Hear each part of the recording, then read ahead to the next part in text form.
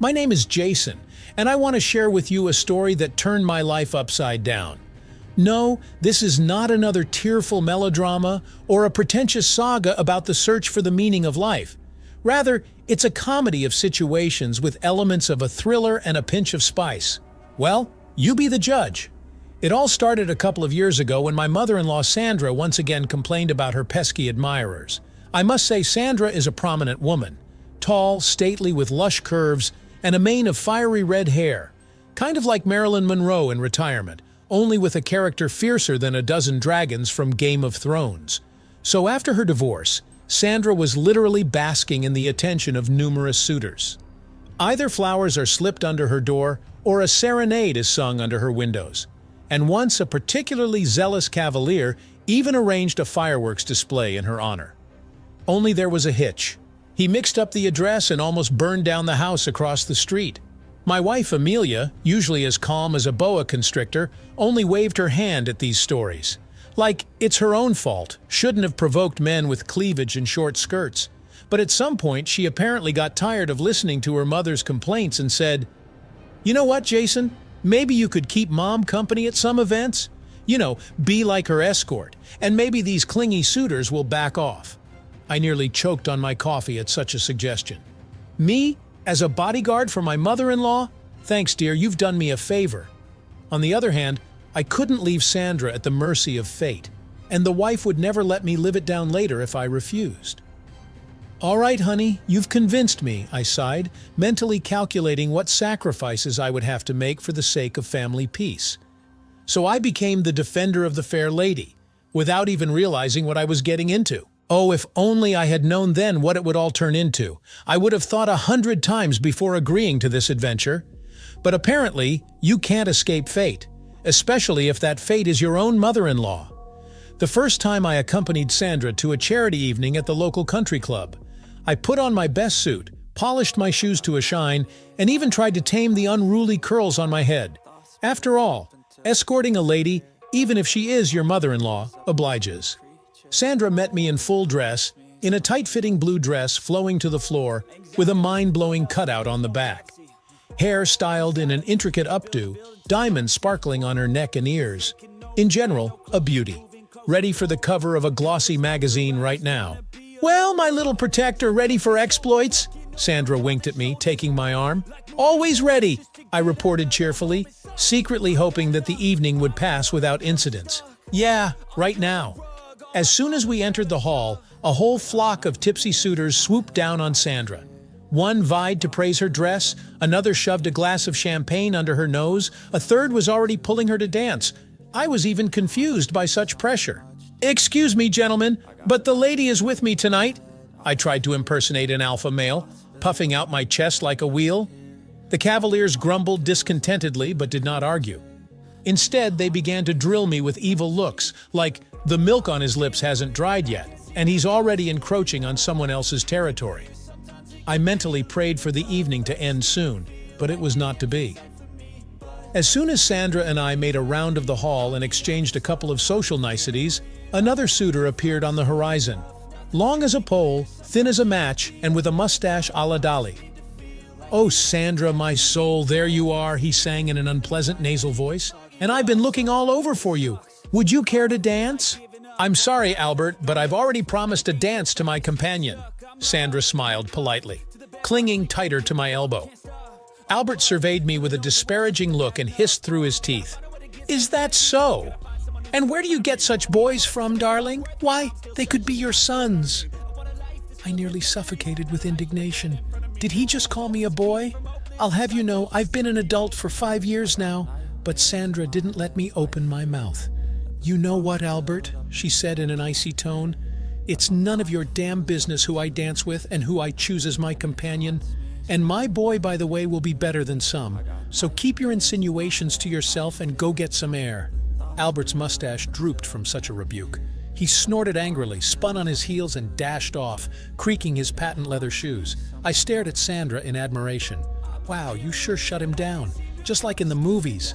"It's nothing," Sandra waved off. "I can smell these peacocks a mile away.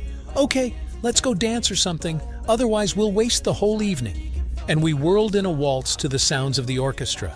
I clumsily stomped in place, trying not to trample Sandra's feet, and she only laughed, deftly maneuvering between the couples. Gradually, I relaxed and even began to enjoy the process. Here in Sandra's arms, I felt surprisingly calm and cozy, as if it should be. "You know, Jason," Sandra suddenly said, looking into my eyes, "you're great. I didn't think you'd do so well." "Do what?" I didn't understand. "Well, how so? Fending off these vultures from me all evening. I even feel calmer when you're around." "Oh yeah," I grunted. "Happy to oblige, boss, although some specimens are quite persistent." "Tell me about it," Sandra sighed. "If you only knew what it's like, when everyone looks at you like a piece of meat, like they're about to grope you or drag you off somewhere. So thank you, from the bottom of my heart." And she smiled at me so sincerely that it took my breath away. Damn, she really is a beautiful woman. And how come I never noticed it before? We drove home in silence, each thinking their own thoughts. Sandra was dozing off in the passenger seat, and I kept glancing at her furtively, thinking that I seemed to have fallen. Since that evening, we've become much closer, and I caught myself thinking that I couldn't wait for the next mother-in-law protection mission, not yet realizing what it would lead to. For the next couple of weeks, Sandra and I lit up all the social gatherings in our backwater. Theater premiere? We're there. Opening of a new gallery? Of course, in the front row. Charity auction? Can't do without us. Sandra shone. I played the role of a formidable bodyguard, and I must say we did a pretty good job. Gradually, even the most unbreakable admirers began to back off, not daring to mess with me. No wonder, when such a big guy looms over a fragile lady, you willy-nilly start to think. And Sandra and I just laughed and winked at each other, like, "Did you see how cleverly we pulled it off?" But then he appeared, the evil genius, the Joker of our Gotham, the main boss in the game, Get Sandra. His name was Steven, and he was a lawyer, which kind of hinted it's more expensive to deal with him. But did that stop me? It all started quite harmlessly. A couple of times, Steven hit on Sandra at events. She politely brushed him off. He bowed out. But then the script changed. Bouquets of flowers and gifts were replaced by intrusive phone calls and text messages, then visits to her home and work. And once Sandra found a box with a dead rat and a note, "You will be mine," on her doorstep. That's when we got really scared. Sandra was beside herself, and I was seething with impotent rage. Well, what the hell, huh? What kind of freak is hunting my Sandra? I mean Sandra. Damn it, go figure out these family ties. We filed a police report, but they just threw up their hands. They say, nothing criminal. At most, we can scare him with stalker antics. But Steven was not one of the fearful. Apparently, he decided that his lawyer's immunity really did untie his hands. And then what we feared most happened. One night, Sandra called me in a complete panic. Someone was breaking down her door, and she was sure it was Steven. I raced to her in record time, but the uninvited guest had vanished without a trace. But Sandra herself was whiter than a sheet and shaking like an aspen leaf. "Jason, please don't go," she sobbed, clinging to my jacket. "I'm scared to be alone." "Hush, hush, I'm not going anywhere," I cooed, awkwardly stroking Sandra's back. "You want me to stay the night? I'll sleep on the couch in the living room." "Really?" She raised her tearful eyes to me. "You'd do that? For me?" "Of course," I shrugged. You're not a stranger to me. I'm responsible for you." Sandra sniffled and smiled weakly. And then she suddenly hugged me around the neck and pressed her whole body against me. It took my breath away from this closeness. "Oh, Jason, what would I do without you?" she mumbled somewhere into my collarbones. "You're so reliable, so familiar." Her last words made my heart skip a beat for some reason. Familiar, then? Interesting. Can a mother-in-law be familiar? Or is that from a different opera? Anyway, I crashed on the couch to sleep, but I tossed and turned half the night without sleeping. All sorts of strange thoughts were spinning in my head, and my soul was in turmoil. And for some reason, the more I thought about Sandra, the stronger one completely inappropriate feeling became. I couldn't really... No, that's some nonsense. I'm just worried about her. That's why all sorts of nonsense is getting into my head. In the morning, I'll wake up, laugh at myself, and forget it. Yeah, right. Morning is never kind. Especially if you've been staring at the ceiling all night, fighting indecent fantasies about your own mother-in-law. So when Sandra woke me up, perky and fragrant with freshly brewed coffee, I just groaned and covered my head with a pillow. "Hey, sleepyhead, get up," Sandra sang, unceremoniously pulling the blanket off me. "Breakfast is getting cold." "You made breakfast too?" I was amazed, not realizing where I was in my half-sleep. Then it dawned on me that I was a guest, and moreover, had spent the night here to protect the hostess from a violent suitor. "Okay, Jason, get it together. You're a grown, responsible man, not a snotty youngster after all." Somehow, I opened my eyes and trudged to the kitchen. Sandra was fluttering around the stove, humming something under her breath. In the light of day, her last night's fright seemed like a bad dream. No trace of panic or insomnia. However, I suspect my face had imprinted the whole range of nightly experiences. "Wow, Jason, you look like you haven't slept a wink," Sandra grunted, looking me up and down. "Did my humble person not give you peace?" I laughed nervously and buried myself in a cup of coffee. "If only you knew, Sandra. If only you knew. But the mother-in-law doesn't need to know about it. I'm not suicidal, really." Breakfast passed in awkward silence. Or rather, it was mostly Sandra chattering away, and I grunted monosyllabically and kept quiet. Wild thoughts were jumping in my head, and my heart was pounding like crazy. My mother-in-law's tight leggings and sheer top didn't help me concentrate at all. Finally, Sandra seemed to suspect something. She set down her cup, looked at me intently, and asked point blank, "Jason, honey, is everything okay? You're not yourself? Did I offend you in some way?" No, not at all." I shook my head hastily, choking on a croissant. "I just thinking. Well, about all this, about Stephen, about your safety." "Oh, that," Sandra drawled and sighed. "Yeah, not a pleasant situation. Thanks for not leaving me alone. It's very manly of you." She covered my hand with hers and squeezed it lightly. That innocent gesture sent shivers down my skin. "Okay, Jason, slow down. Don't you dare, you hear me? Don't you dare think about what you're thinking." But it was too late. The dam burst. Everything that had been building up inside me these weeks, admiration, tenderness, the desire to protect and cherish, came pouring out in an uncontrollable stream.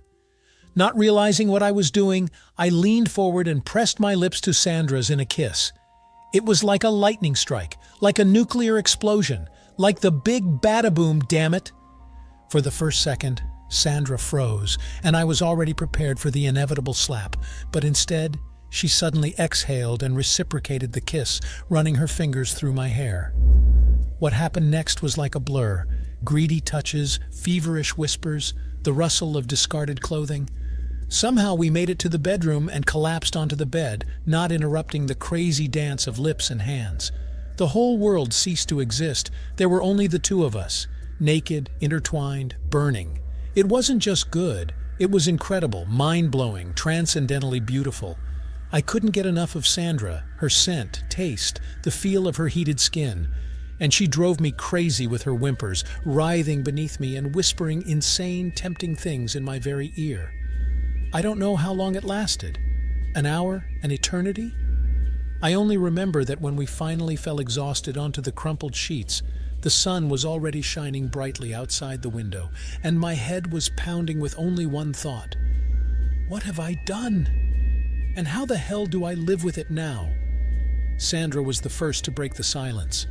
Propping herself up on her elbow, she looked into my face and asked quietly, "Jason, do you regret what happened?"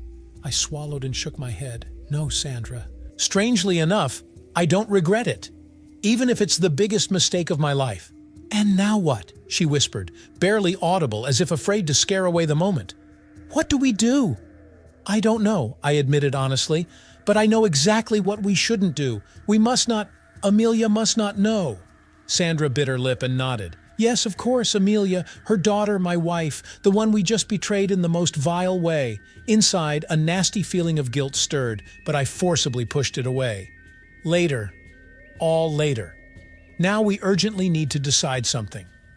"Listen," Sandra suddenly said, resolutely shaking her head. "Let's just pretend for now that nothing happened. We'll continue in the same vein. I'll play the helpless sheep, you play the stern bodyguard, and then we'll see." "Okay," I nodded slowly. "I guess that would be best. We'll keep it all a secret and pretend that Well, there's nothing between us. Sandra smiled at the corner of her mouth and stroked my cheek. I snorted and pulled her to me. Great plan, I must say. Too bad the heart can't be commanded. For the next couple of weeks, we really pretended that nothing had changed. Sandra appeared in public exclusively under my convoy, occasionally pressing tenderly against my elbow, and from the outside we looked like the perfect couple, a prim aunt and her faithful squire. In reality, at every opportunity, we would twist into a hot tangle of bodies, tormenting each other with kisses and caresses, making love so furiously as if it were the last time. I still get goosebumps when I remember those stolen moments, in the cloakroom of a restaurant, in the closet of a country club, once even in a car in a supermarket parking lot. I knew it was all wrong, that with our every action we were betraying Amelia, destroying our family, but damn it, how good it felt to be with Sandra. For the first time in many years, I felt alive, desired, madly in love. Next to her, I seemed to have become 10 years younger, and the whole world began to play in new colors. Of course, my sudden euphoria could not go unnoticed. Amelia began to look at me with suspicion, asking why I was so happy lately. I had to make excuses with some ridiculous tales about successes at work and good mood. My wife seemed to believe it, but the residue remained. As for Stephen, well, after a couple of awesome hours spent with your mother-in-law, you kind of forget about the potential threat. Moreover, he quieted down and no longer bothered Sandra with his antics. We already decided that we got off easy, relaxed. Yeah, right. As soon as we let our guard down for a moment, Stephen struck. He ambushed Sandra in the parking lot after another one of her girls' nights out, grabbed her, tried to drag her into the car. Good thing she had the sense to spray him in the mug with a can and fight back. When she, trembling and tearful, burst into my house that evening, I nearly lost it. I barely restrained myself from smashing everything to hell and rushing at Stephen with my fists. But Sandra begged me not to. She said we shouldn't attract attention, or Amelia would certainly suspect something. And I gave in. I nodded obediently, listened to Sandra's jumbled story, stroked her tangled hair. And in my head, it was pounding. We need to decide something. It can't go on like this anymore.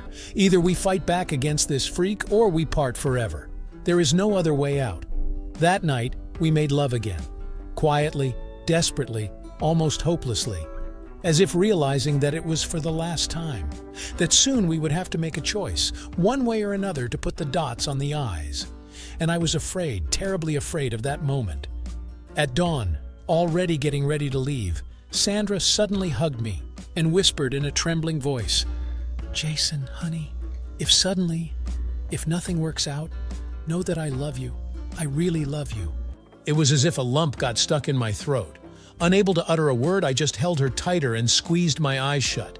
Sandra, Sandra, my girl, how we got into this mess, and what am I supposed to do with it all now?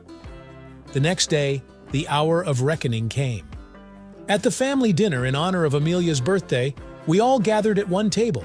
Me, my wife, her parents, and a bunch of relatives I had seen for the second time in my life. Sandra sat across from me, pale and tense, hardly touching her food. Our eyes met again and again, and each time it was as if an electric shock went through me. "Mom, Dad, I have news for you," Amelia suddenly announced in a ringing voice, rising from the table. Everyone fell silent in anticipation. "Jason and we're having a baby. We're going to have a little one." A deafening silence reigned at the table, and then such an enthusiastic hubbub broke out that my ears were ringing. Relatives jumped up from their seats, rushed to hug us, showering us with congratulations and joking advice. Amelia was beaming, stroking her still flat stomach from time to time, and I stood there as if struck by lightning, unable to comprehend what I had heard. A child. Amelia and I are going to have a child. I'm going to be a father. And Sandra will become a grandmother. Damn, how complicated it all is. I shifted my gaze to Sandra, and my blood ran cold. She was sitting there, whiter than a sheet, gripping the edge of the table with whitened fingers. There was such pain, such agony in her eyes that my heart nearly broke. Next to her, her ex-husband was fussing about, saying something joyfully, but Sandra didn't seem to even hear him. Catching my gaze, she shook her head almost imperceptibly, like, "That's it. We're done. We have to end this farce before it's too late. And I realized that she was right. We'd gone too far, got bogged down in this swamp of lies and betrayal. It's time to get out before we drown completely. That same evening, I excused myself, citing fatigue, and went to my room. But in reality, I called Sandra. I said that we needed to talk seriously and asked her to come. She agreed without hesitation, and half an hour later she was already standing on the threshold of my room, hugging herself by the shoulders, shivering. "Come in," I invited, stepping aside. "Sit down. We really need to discuss something." Sandra nodded silently and sat down on the edge of the bed. I sat down next to her, taking a deep breath. "Well, with God's help. Be a man, Jason." "Sandra, listen. What's happening between us? We can't go on like this anymore. You understand we can't lie, hide, betray our loved ones. It's wrong. We must stop this madness." "That's it. I said it." Sandra was silent for a long time, staring at one spot. And then she said quietly, barely audible, "You're right, Jason. I understand everything. It's just, I'll miss you so much. God, how I'll miss you." Her voice broke, and she burst into tears, bitterly, inconsolably sobbing. My heart was bleeding from these sobs, but I held on. I awkwardly hugged Sandra by the shoulders, pulled her to me, letting her cry it out. She buried her face in my chest, shaking all over, and mumbled through her tears, "Forgive me, Jason. Forgive me for dragging you into all this. You deserve better. You should be happy. With Amelia, with your baby, and I'll manage somehow, I promise. I'll survive somehow." "Hush, hush." I stroked her back, feeling a prickly lump rising in my throat. "We're both good. What can I say? It's just, it'll be the right thing to do. Better for everyone." Sandra pulled away, nodding convulsively. She wiped away her tears, tried to smile. "Of course. You're absolutely right. Don't worry, I'll just miss you, that's all. You've become very dear to me, Jason. Thank you for everything." She got up, smoothed her crumpled skirt. She took a deep breath, straightening her shoulders. My girl, strong, proud, that's how I'll remember her. "Well, I'll go, I guess. Don't see me off, okay? It'll be better this way." I nodded, unable to utter a word. It was as if a black hole had opened up in my chest, sucking out all feelings except a dull, aching pain. Sandra smiled at me warmly and sadly, one last time, and then she resolutely headed for the door. And a moment later, her heels had already clattered down the stairs, retreating from my life. Forever. That's it. The right choice has been made. Now I will have a wife, a child, a respectable family life, what I've always dreamed of. But why does it feel so shitty in my soul? Why does it seem like I just ripped out and trampled my own stupid heart with my own hands? I didn't sleep a wink that night. I tossed and turned on the bed, replaying my conversation with Sandra over and over in my head. And I thought, did I do the right thing? Maybe I should have taken a chance, told society to go to hell and be with the one I love. Or is love just about being able to let go in time, sacrificing yourself for someone else's good? Damn, I don't know. My head was spinning from all these questions, but one thing I knew for sure, there was no going back. Sandra and our crazy, impossible affair were in the past, and I had to somehow live on. Raise the baby, take care of my wife, be an exemplary family man, as befits a real man. After all, that's what I wanted, didn't I? Almost a year has passed since my breakup with Sandra. I immersed myself in work, in preparing for the birth of the child. I tried to be the perfect husband, attentive, caring, considerate. Amelia blossomed before my eyes, becoming rounder and softer with each passing day. I looked at her glowing face, her rounded belly, and convinced myself this is it, true happiness. What was worth fighting for? And yet sometimes it would come over me, especially at night, when Amelia would snore softly beside me and I would lie awake, staring into the darkness. I would remember Sandra's hot embraces, our whispers and laughter, the sharp taste of forbidden passion. Damn, who am I kidding? I missed her. I missed her like crazy, to the point of obsession.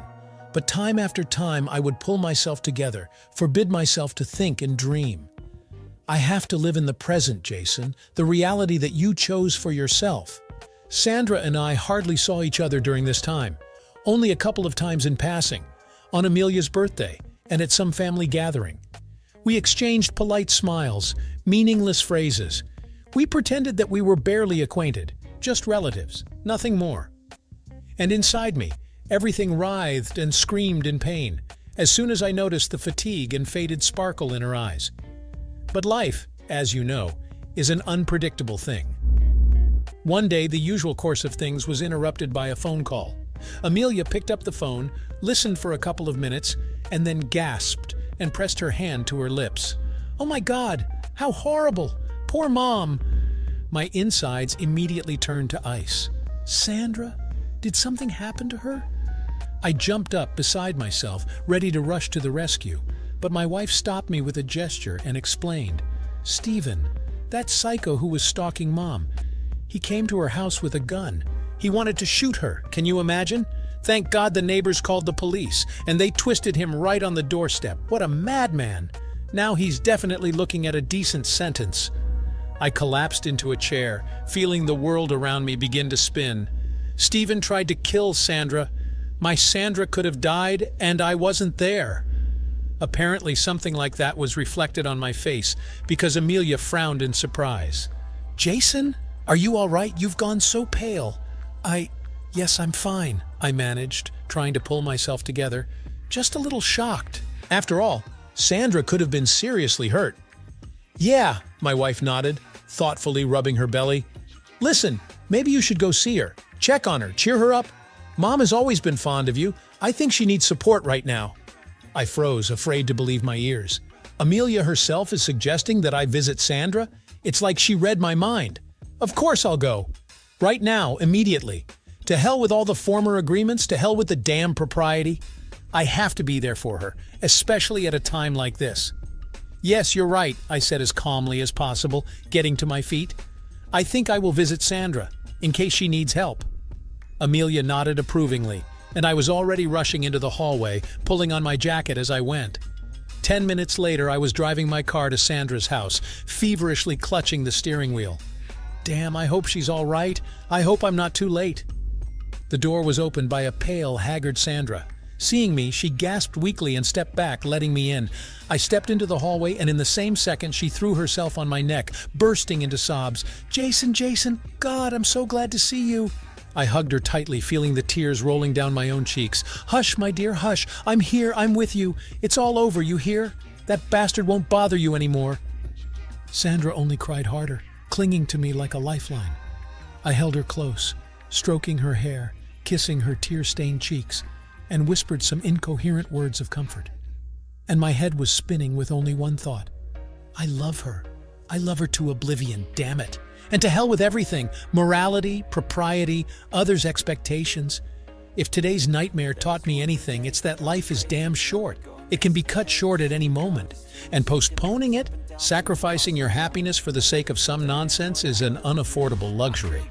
So I took a deep breath and, pushing Sandra away, looked into her eyes. "Sandra, listen. I've been thinking a lot about us, about what we had. And you know what conclusion I came to?" She shook her head convulsively, not taking her eyes off me.